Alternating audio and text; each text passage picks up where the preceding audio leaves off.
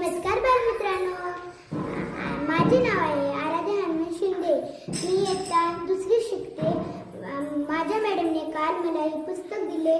मग मी पुस्तक खूप वाचलं.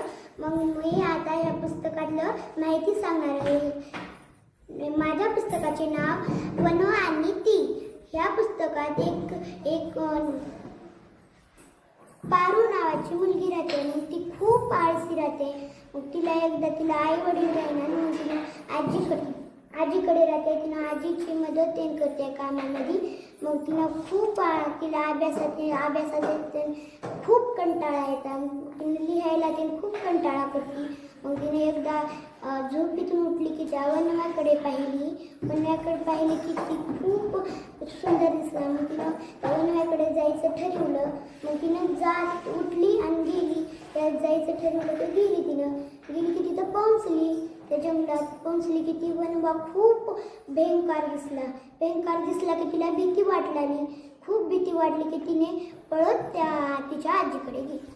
माझं नाव तुषार हनुमान शिंदे आहे. मी इयत्ता चौथी शिकतो.